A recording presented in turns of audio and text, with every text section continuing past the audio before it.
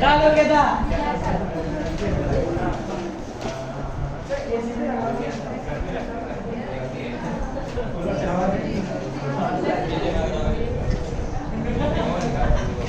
चलो। तो टॉपिक चल रहा था देहली अभिक्रिया ऊर्जा, थ्रेशोल्ड एनर्जी रिएक्शन, जिसमें अपन ने क्या देख रहे थे? बताओ देहली अभिक्रिया ऊर्जा क्या होती है? आपकी कण की वह न्यूनतम ऊर्जा, आपकी कण की वह न्यूनतम ऊर्जा जिससे उत्पाद कण शून्य संवेग के साथ क्या हो प्राप्त हो।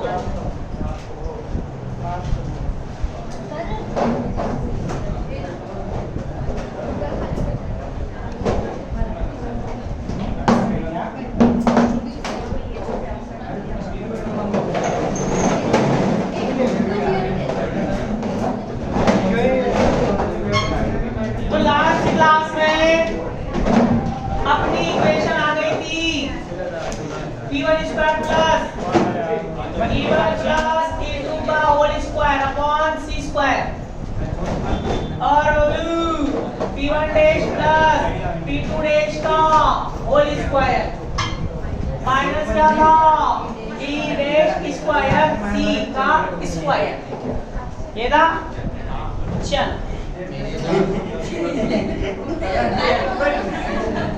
अब सुनो तो लू ये अपनी लास्ट आवाज बंद कर लो, लास्ट इक्वेशन आ गई थी। अब बताओ देहली अभिक्रिया ऊर्जा थ्रेशोल्ड एनर्जी रिएक्शन क्या होती है जिससे उत्पाद कण भाई दी था स्थिर कण रेस्ट पार्टिकल, इस रेस्ट पार्टिकल पर स्थिर कण पर आपने ए को आपकी किया था, ए को इंसिडेंट किया था, तो कितने मिले थे C प्लस डी बोला था। तो इसकी ऊर्जा को देहली ऊर्जा कब बोलेंगे? इसकी एनर्जी को थ्रेशोल्ड एनर्जी कब बोलेंगे? जब इनका मोमेंटम कितना हो 0, मतलब P1 dash plus P2 dash कितना हो 0 के इक्वल। तो क्या लिखेंगे? चूंकि बटा तुमने बाद में कहा ना सर ये समझ में नहीं आया, देखो ठीक है। E1 प्लस E2 का whole square upon C square minus का E dash square upon C square. LCM ले लो, क्या आएगा? P1 square C square minus cut जाएगा तो क्या आएगा? E1 square minus E2 square minus का 2 E1 E2 और माइनस का E dash square. E dash square का मान निकालें, माइनस को इंटू कर दो इधर, क्या आएगा? E1 square plus E2 square plus 2 E1 E2 और क्या आएगा? माइनस का P1 स्क्वायर C स्क्वायर। अब यहाँ पर सारी वैल्यू पुट करो, बताओ E डैश तो निकालना ही है अपन को, इसको तो अपन क्या बोल रहे हैं? देहली अभिक्रिया ऊर्जा। अब बताओ E1 का मान बताओ, E1 की वैल्यू बताओ।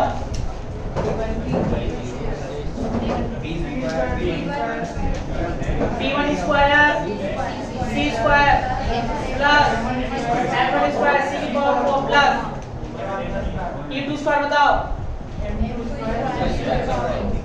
M2 स्क्वायर C की पावर 4 प्लस 2 E1 बताओ, E1 स्क्वायर है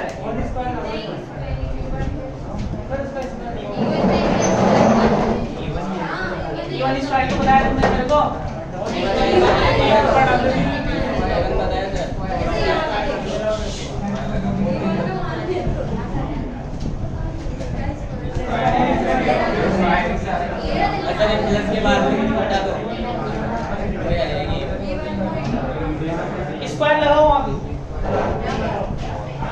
ऊपर जो है ये लिखा है ना, अभिक्रिया से पूर्व कुल चतुर्थ उसके ऊपर, क्योंकि फॉर्मूला होता है अपना e स्क्वायर बराबर p square c square plus m not square c power square वाला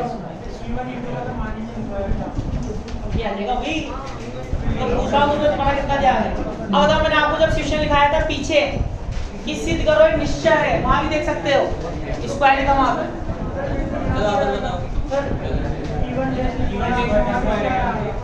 कहां पे?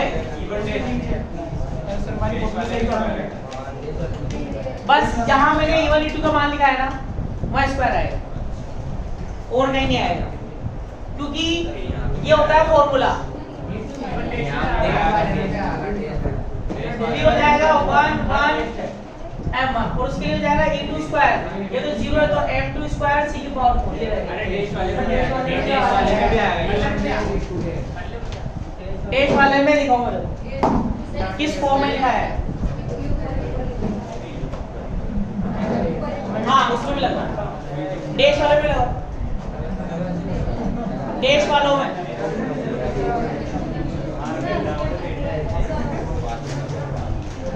हम देख लेगा बात बंद करके। तो 2 E1 क्या लिखूंगा? E1 लिखूंगा T1 plus M1 C square और E2 लिखूंगा M2 C स्क्वायर। क्यों? क्योंकि B स्थिर है, B रेस्ट में है, तो B जब स्थिर है तो अपन कुल ऊर्जा टोटल एनर्जी का लिखते हैं गतिज ऊर्जा प्लस द्रव्यमान के कारण ऊर्जा, kinetic energy plus mass energy. तो B तो रेस्ट में है, B के लिए तो हो जाएगी 0, तो C के लिए निकल गए mc स्क्वायर, B को m2c स्क्वायर लिख देंगे। तो A क्या था? गतिमान है, तो गतिमान है तो इसमें T भी होगा और mc स्क्वायर भी होगा। 1 1 T मतलब गतिज ऊर्जा होती है। अब बताओ, तो ये हो गया 2 E1 और ये E2 और माइनस का P1 स्क्वायर C स्क्वायर। अब बताओ, इससे इसकी धज्जी होगी e स्क्वायर, क्या बनेगा? m1 स्क्वायर c की पावर 4 m2 स्क्वायर c की पावर 4, अंदर इंटू कर दो 2 t1 m2 c square plus 2 m1 m2 c की पावर 4। तो दाओ ई डैश ये क्या बन गया? 1 2 3 m1 प्लस m2 का होल स्क्वायर c की power 4 plus 2t1 m2 c square. यहां पे लिखो,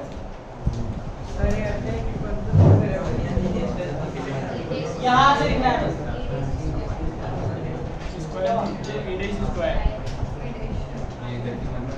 स्क्वायर आएगा ना, जो आगे लिखा है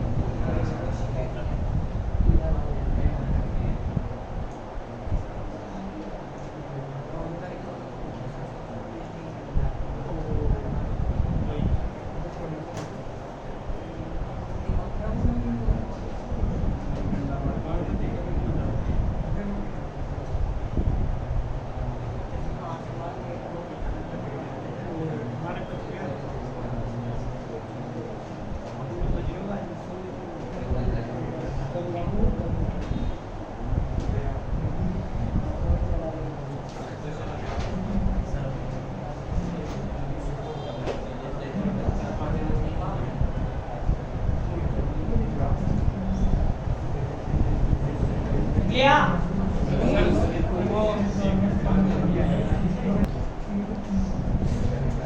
अब एक लाइन लिखो एनजी वाले इसके नीचे।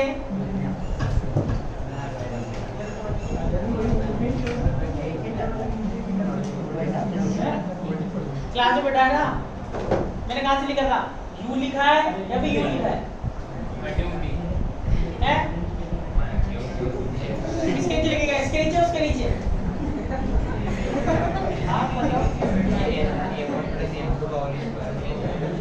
बात कर रहा सेकंड ईयर में आके लिखो।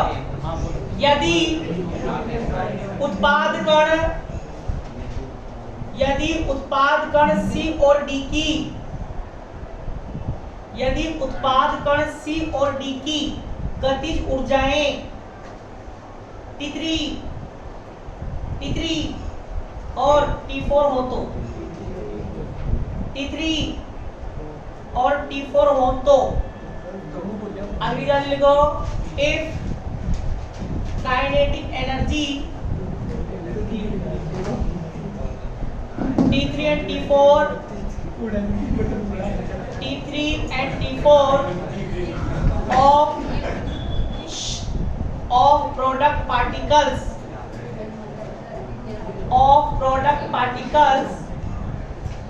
C and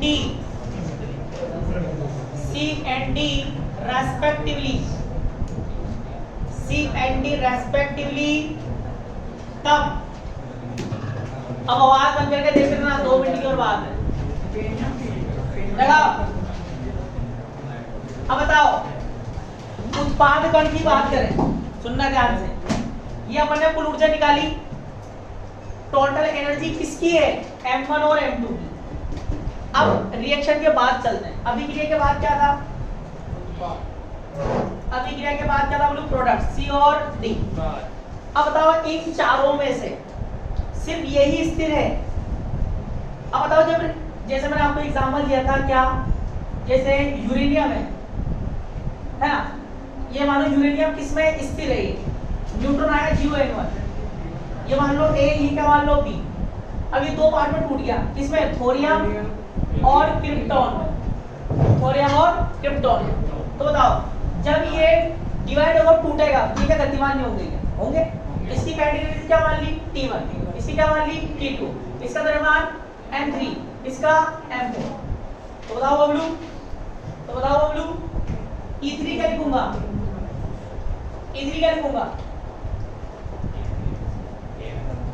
गतिज ऊर्जा प्लस द्रव्यमान की ऊर्जा से बताओ।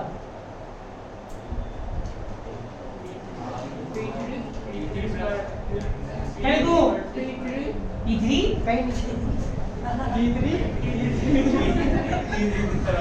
E3 और T4 क्या लिखूं? ये तो गति ऊर्जा है, T3 T4 आएगी उसकी। तो T3 प्लस M3 C² और इसकी T4 क्या लिखूं? T4 plus M4 T2 C2।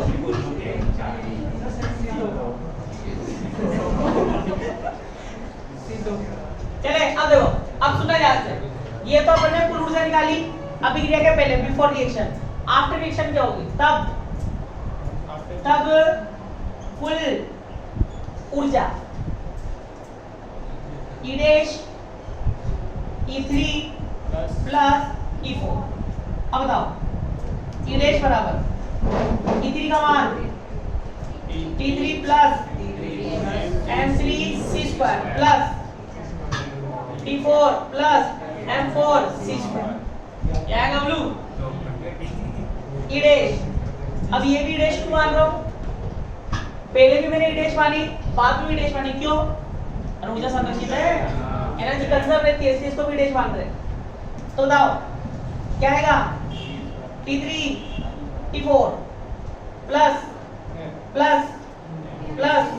M3 C² M4 C²।